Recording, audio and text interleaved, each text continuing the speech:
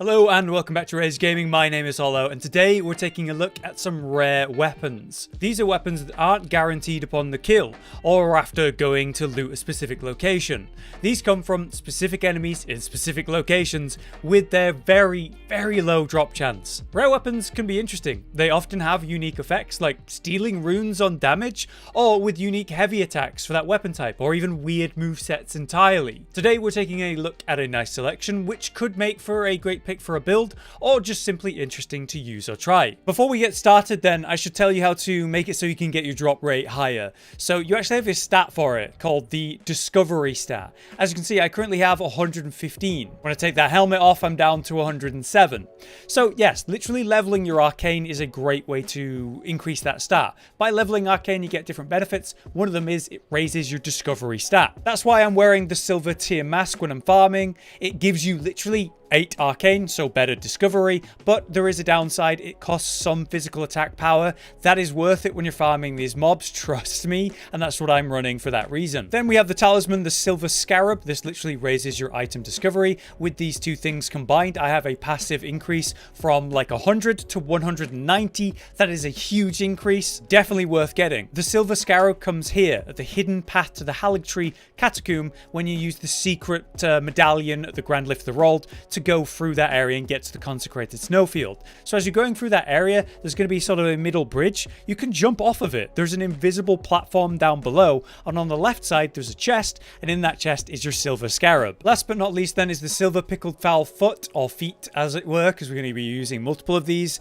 These will temporarily give you a boost to your item discovery. Very worth using if you're farming something with a low drop rate repeatedly. I believe the buff lasts about 3 minutes, so it's not like an overly long thing, but it is useful. Especially when you can infinitely craft them, like so. To craft those, specifically the silver ones, you'll need to get the Missionary's Cookbook, number 3. With that said then, let's get into the weapons. Our first weapon then has to be the Iron Greatsword, which you might recognize from the red main Beastmen, because yes, this is the sword that they all seem to use. It's quite an interesting weapon, surprisingly well scaling. At an A strength scaling, this heavy, I mean literally in the name because we scaled it that way, but it's also very heavy at 12 weight. This heavy Iron Greatsword gets us up to nearly 800 AR of just physical damage. That's really good. So it's actually a great strength option for, say, a power stance greatsword build. In its description, though, it does reference the fact that it is weighty even among others of its class, made from unusually thick steel, and a coarse weapon to which polishing is actually a foreign concept. As a greatsword goes, it is the greatsword moveset, which, as I've said countless times at this point,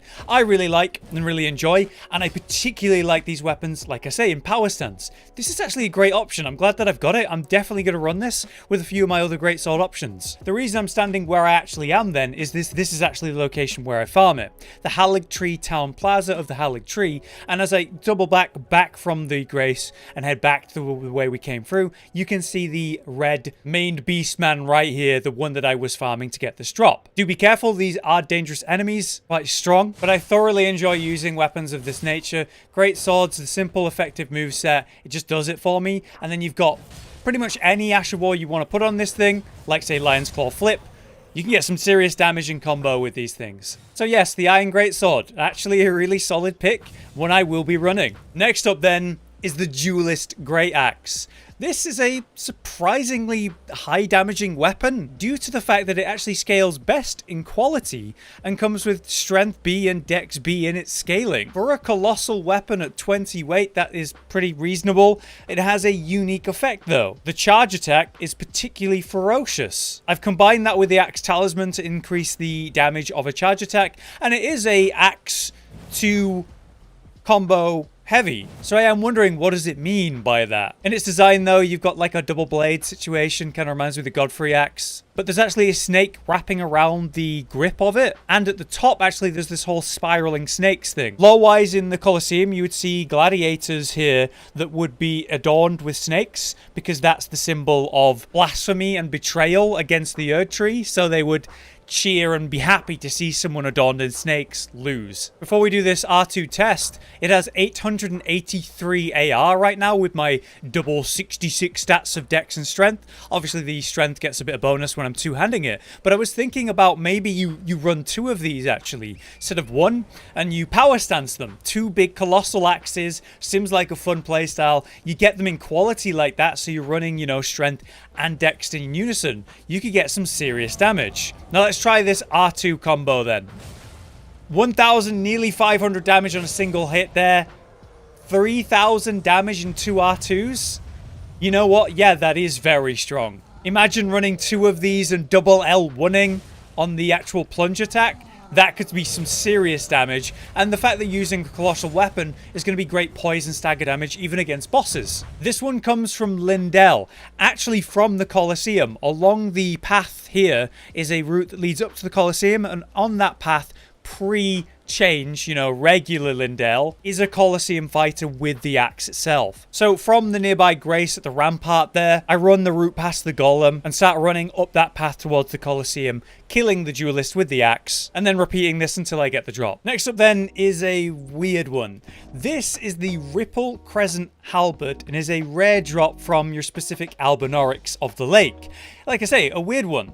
It scales with nothing except for arcane, at which point it scales at an S rating, which is absolutely insane and very rare to see. And while its numbers, you know, just sub 700 are middle of the pack fine when you have that 80 arcane necessary, it's the unique effect of this weapon that we care about. You know, not many weapons can do what I'm about to do, which is apply the soporific grease, the sleep grease, and then scale with the arcane that we have, right? So I'm able to sleep enemies with this weapon ridiculously quick. There's only one main sleep weapon in the game, as you know, St. Trina's swords, and yet this thing will sleep them faster with greater range. So let's try that grease then with the arcane scaling and see how fast we can actually cause a sleep. Was that 1 hit? I think that was 1 hit. Yes, it was. Wow, I'm able to put this guy to sleep in 2 hits. That is really shockingly effective. So if you want a really quick sleep weapon and you're running an arcane build, you absolutely have this option. We can farm this weapon here at the Academy Gate Town, right in the middle of the lakes region. And there's 2 graces that are near, like the Academy Gate Town Grace or the Fallen Ruins of the lake. But either way, it's on this triple building here. There is a couple of the specific Albinaurics with this halberd. You can see one there on the roof. There's one on the roof and then 2 on the ground just behind it. So let's just quickly go slap them. So here's this one. I'm going to miss him, but it's fine. Here's another one right there, and there's another one right there. So we can kill those 3 very quickly and hopefully get that drop quickly. Next up then are the very interesting looking Beastman Cleavers, which have a really cool design and are just chunks of stone that have been kind of shaped into weapons. And they're actually curved greatswords, despite the fact that in power stance when I'm using them, this is very familiar greatsword moveset. It does not have the curved greatsword backflip, so it really is like greatsword moveset, but they're technically curved greatswords. In any case, they both have an A scaling strength, each having 766 AR. That's some heavy hitting ability right there. They are extremely heavy weapons, literally as part of their design. Apparently we're looking at specifically heavy weapons today. Somehow well balanced despite their weight. Naturally, these come from your Beastmen, which is where I am in Farum Azula. There's the light version, but goddamn does the heavy absolutely clean out health. And if you're wanting to do a Beastman build, you can get these weapons, but it's a bit awkward. Now, we're obviously killing the light weapon version, but you need the heavy weapon version, the Cleaver specifically. Technically, what you could do is come to the lake region early in the game, go to the Belfries and take the teleport to Farum Azula that brings you to that island out looking at it from a distance. There are Cleaver enemies there that you could farm, but if you've made it to the Farum Azula area, there's a much easier way. From the Grace beside the Great Bridge, as you're making your way to the main boss, you'll double back and actually go back down the elevator. And at the bottom of this elevator is literally exactly who we need. One of the bigger Beastmen that is using the Cleaver. And of course, this can drop the Cleaver. Do note when you're killing that guy that when he roars, he's free damage, so try to DPS during that. But yeah, there's other enemies that will aggro you, so I run straight back to the elevator, reset the Grace, and run it again. But yeah, quick to the point on this one. It is a very well-scaled strength weapon, great for power stance. If you're wanting to do a heavy build for a sort of Beastman playstyle, this is a great option. Next up then, 2 weapons in one. Did you know that you can actually get the Golem weapons? Because I didn't. You can actually get the Golem Halberd and the Golem Greatbow, and both are pretty solid. The Golem Halberd can be scaled however you want, put Ash of War on it however you want, and seems to work best with strength scaling, so I've made it heavy. That gives it an A strength scaling. With my stats, I have just under 900 damage on a Halberd weapon like this. So you've got really good range, a very strong, slow-hitting moveset. It's kind of like the Colossal Weapon moveset. And then we have the double R2. Honestly, the R2 comes out surprisingly quick, and then you've got really nice horizontal range for Cleave.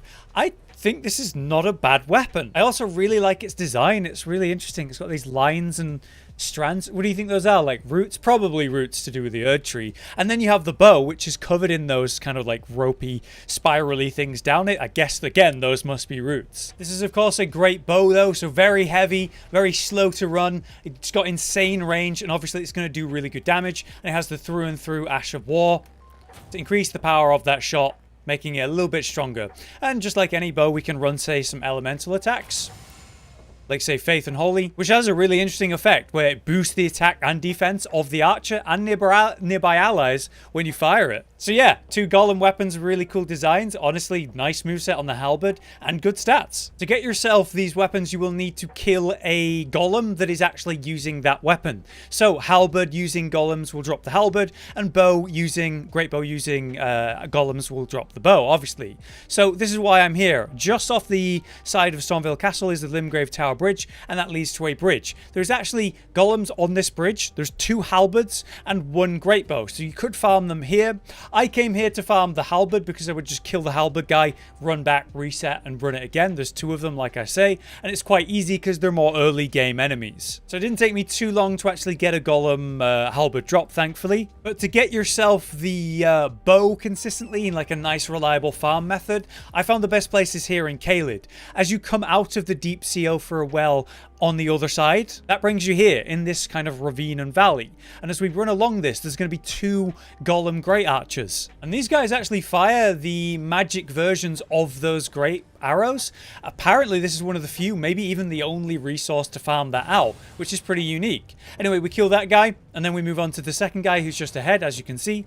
And this is where I actually farmed out the Greatbow. Once again, didn't take me too long, very thankfully. For our next set of weapons, I have 3-in-1, and I absolutely hate all 3 of these weapons and never want to think about them or be in the area I'm in again right now. So, you know, just be grateful that I'm doing it, I guess. So these 3 weapons, these are the Celebrant Weapons. We have the Cleaver, the Sickle, and the Rib-Rake. For some reason, the Cleaver is an axe, fair enough, and the Rake is a spear, fair enough, but the Sickle is not actually a sickle, a curved weapon. It's actually a dagger for some reason. But that doesn't really matter too much because, frankly, these weapons, they have a unique effect. They have some interesting lore to them, but I don't think they're that relevant in terms of their statistics. As you can see, I've made them all dex weapons, and we have 564 on our first weapon, the Cleaver. The dagger has 437. That makes sense. It's a dagger. It's not going to have high damage. And then we have 543 on the spear, which is, yeah, it's not particularly high. What's interesting about these 3 weapons then, and I mean, yeah, that sickle is tiny, I guess it is a dagger, is the design, the lore, and the unique effect. These are crafted from human bones. They come from the dancers of the Windmill Village, which have a horrific lore about skinning people. But their design is actually really nice. I quite like it. All crafted from human bone, though, absolutely terrifying. Each one of these weapons gives you, quote, trace amounts of runes every time you land an attack. I believe there's a short cooldown, like 1 second or so. But if you look at my rune number right now, we got 699. A little hit, 10 runes. And then obviously the runes from the kill. So another hit, 10 runes. And then with the dagger, 10 runes. Pretty cool, the fact that you can get runes without actually killing an enemy. That's a very unique effect. I actually think, looking at the 3 of them, the dagger is by far my favorite. I could easily equip this dagger and, you know, grab some extra runes when I attack something, or use the benefit of the quick step, which is its normal Ash of War, or put on Bloodhound step like I've done, and use that to get through, you know, areas that are knee-high with Scarlet Rot or Poison, just whenever I do that kind of thing. Now, to get these weapons, you need to kill the enemies here that are actually using that weapon. So the first 3 on the road from Windmill Village, which is here at the north point of the Altus Plateau region, all 3 of these ladies use the Cleaver. So you kill them, you might get the Cleaver. This lady on the left here, she uses the spear.